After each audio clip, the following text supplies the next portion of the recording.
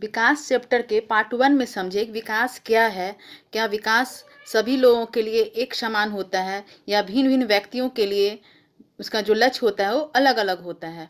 हम लोग इसी में देखें कि एक देश दो देशों के बीच जो हम लोग तुलना करते हैं विकास के बारे में कि कौन सा देश ज़्यादा विकसित है, कौन सा गरीब है, कौन सा अमीर है, तो हम लोग वहाँ पे देखें कि प्रति व्यक्ति आय के आधार पर देखा जाता है। विश्व बैंक ने जो देशों के विकास की तुलना की है वो प्रति व्यक्ति आय के आधार पर की है, लेकिन प्रति व्यक्ति आय के आधार पर ही किसी भी देश को समृद्ध है या विकसित मानने का जो तरीका है वो ज़्यादा सूटेबल नहीं है। क्योंकि हम किसी भी देश में विश्व बैंक क्या करता था, विश्व बैंक कहता था कि नहीं, उसके आधार पर क्या था, जिस देश की आय सब जितनी अधिक होगी वह ज़्यादा समृद्ध माना जाएगा।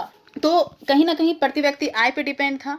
लेकिन इसी में हम लोगों ने देखा कि HDI जो है, जो UNDP जिसका फुल फॉर्म होता है यूनाइटेड नेशन डेवलपमेंट प्रोग्राम या मानव विकास रिपोर्ट, उसके आधार पर जो विकास का लक्ष्य उन्होंने किया वो कहीं ना कहीं विश्व बैंक से बेटर है। क्योंकि विश्व बैंक ने जो विकास का तुलना किया देशों के बीच वो प्रति व्यक्ति आय के आधार पर किया, ठीक है। लेकिन इन्होंने जो किया जो UNDP जो मापदंड है, जो मानव विकास रिपोर्ट जो उन्होंने तैयार किया, उसके आधार पर सिर्फ प्रति व्यक्ति आय के आधार पर ही नहीं, इसके प्रति व्यक्ति आय के साथ साथ साक्षरता दर, वहाँ का जन्म दर, स्वास्थ्य, राष्ट्रीय आय, समानता आदि के आधार पर उन्होंने क्या किया, रिपोर्ट तैयार किया। और उन्होंने बताया जहाँ की जन्म दर अच्छा है, शिशु मृत्यु दर कम है, समानता है, यहाँ स्त्री और पुरुष में किसी तरह कोई भेदभाव नहीं किया जाता है, वहाँ स्वास्थ्य अच्छा है, राष्ट्रीय आय अच्छी है, साक्षरता दर अच्छा है, तो वह देश ज़्यादा समृद्ध माना जाएगा। यहाँ तक हम लोग पढ़ लिए थे। आज हम लोग को पढ़ना है विकास की धारणीयता को समझना है, यानी विकास की धारणीयता क्या है। यहाँ तक हम लोगों ने जान लिया कि HDI क्या है, UNDP मापदंड क्या है, विश्व बैंक अपना जो देश के विकास की तुलना करता है किसके आधार पर करता है। तो यहाँ तक हम लोगों ने बिल्कुल इस चैप्टर को समझ लिया कि विकास क्या है, विकास क्यों जरूरी है, ठीक है, विकास की अवधारणाएं क्या है, विकास का मापदंड क्या है, कैसे हम एक देश दूसरे देश को मापते हैं। यहाँ तक हम लोग पढ़ लिए। आज हम लोग पढ़ेंगे विकास की धारणीयता। विकास की धारणीयता, विकास देखिए, विकास तो जरूरी है, बिना विकास का हम लोग मतलब उस स्थिति को प्राप्त नहीं कर सकते हैं। लेकिन विकास कैसा होना चाहिए, यानी कि हमारे पास जितने प्राकृतिक संसाधन है उसका भंडार है, ठीक है, लेकिन उसका भंडार है कि हम यूं ही उसको खत्म करते जाएं, यानी कि हम विकास जो करें, विकास की धारणीयता हमको ये सिखाती है प्राकृतिक संसाधनों को या जिस चीज़ का हम लोग उपयोग कर रहे हैं उसका प्रयोग ऐसा होना चाहिए कि वर्तमान में तो हम उसका प्रयोग करेंगे ही, क्योंकि विकास जरूरी है, लेकिन आने वाली पीढ़ी के लिए भी वो क्या हो, सुरक्षित हो। कि बहुत सारे संसाधन हमारे पास क्या है, उसका भंडार क्या है, सीमित है। तो भंडार जब सीमित है उसका प्रयोग आज हम लोग कर देंगे तो आने वाला समय में क्या होगा, आने वाली जो भावी पीढ़ी है उसका उपयोग नहीं कर सकेगी और विकास वहाँ पे अवरुद्ध हो जाएगा। इसलिए हमें जो भी उपयोग करना चाहिए विकास के लिए इस चीज़ का ध्यान रख के करना चाहिए कि आने वाली पीढ़ी भी उसका उपयोग कर सके, है ना। उसका हम लोग इस प्रकार के प्रयोग करें कि आने वाली पीढ़ी भी इसका प्रयोग कर सके। जैसे हम लोग देखेंगे कि पेट्रोल का जो है वो क्या है, साधन गैर नवीकरणीय और नवीकरणीय संसाधन है, यानी संसाधन दो होते हैं, एक नवीकरणीय और गैर नवीकरणीय। नवीकरणीय में हम लोग संसाधन दो होते हैं, एक नवीकरणीय और दूसरा अनवीकरणीय।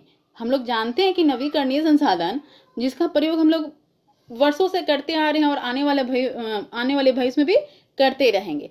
और अनवीकरणीय संसाधन में हम लोग समझते हैं कि जिसका प्रयोग हम लोग कर रहे हैं लेकिन उसकी भंडारण जो है समाप्त हो सकती है। नवीकरणीय में बहुत संसाधन हो सकते हैं, जैसे जल हो सकता है, ठीक है, सूरज की रोशनी हो सकती है। गैर नवीकरणीय में हो गया हमारा कोयला हो गया, हमारा पेट्रोल हो गया। तो उन संसाधनों का हम लोग प्रयोग कैसे करें, यानी गैर नवीकरणीय संसाधनों का प्रयोग हम कैसे करें ताकि आने वाली भावी पीढ़ी के लिए भी वो सुरक्षित हो सके। यही हमें विकास की धारणीयता बताती है। और हम लोग इसमें भी ये भी जानते हैं कि हम विकास करें लेकिन पर्यावरण को किसी प्रकार का नुकसान पहुंचाए बिना करें। जैसे हम लोग विकास करने के क्रम में हम लोग जंगलों को काटते चले जाएंगे तो हमारा पर्यावरण शुद्ध नहीं रहेगा। जब हमारा ऑक्सीजन हम लोग को नहीं मिलेगा, शुद्ध हवा नहीं मिलेगी, तो क्या हम लोग जीवित रह पाएंगे? पेड़ ही नहीं रहेगा तो क्या होगी, बारिश होगी नहीं होगी, है ना। तो इसके कारण क्या होगा, मानव का जीवन क्या होगा, संकट में आ जाएगा। इसलिए विकास की धारणीयता ये हमें बतलाती है कि हम प्राकृतिक संसाधनों का किस प्रकार प्रयोग करें कि आने वाली भावी पीढ़ी भी इसका उपयोग कर सके। यही है विकास की धारणीयता। तो आज हमारा ये चैप्टर खत्म हुआ। इसके कुछ महत्वपूर्ण क्वेश्चन है। जैसे हम लोग ये तो जान गए कि अगर यहाँ पे क्वेश्चन पूछे कि विश्व बैंक विभिन्न वर्गों का वर्गीकरण करने के लिए किस प्रमुख मापदंड का प्रयोग करता है, तो हम लोग ये जान रहे हैं। क्वेश्चन नंबर 4, कुछ क्वेश्चन जो बहुत इंपॉर्टेंट होते हैं इसके। विश्व बैंक विभिन्न वर्गों का वर्गीकरण करने के लिए सबसे क्या करता है, प्रति व्यक्ति आय को, है ना। विश्व बैंक जो देशों के विकास की तुलना किससे करता है, प्रति व्यक्ति आय के आधार पर करता है, यानी आय के आधार पर करता है। कहता है कि जिस देश की आय जितनी अधिक होगी वह क्या होगा, समृद्ध होगा। दूसरा क्वेश्चन इसी में हम लोग देखते हैं जो आता है, विकास मापने का यूएनडीपी का मापदंड किन पहलुओं में विश्व बैंक के मापदंड से अलग है। विकास मापने का जो यूएनडीपी मापदंड है वो क्या हमें बताता है, जो वह मानव विकास रिपोर्ट तैयार किया है, जो मापदंड तैयार किया है, कहीं ना कहीं विश्व बैंक से बहुत बेटर है। क्योंकि यह क्या करता है, दो देशों की तुलना प्रति व्यक्ति आय के साथ साथ क्या करता है, वहाँ की साक्षरता दर, जन्म दर, एक समानता, राष्ट्रीय आय, स्वास्थ्य और स्वतंत्र अभिव्यक्ति पर निर्भर करता है। तो कहीं ना कहीं यूएनडीपी का मापदंड विश्व बैंक से अलग है। अच्छा, हम औसत का प्रयोग क्यों करते हैं, ये भी एक क्वेश्चन है।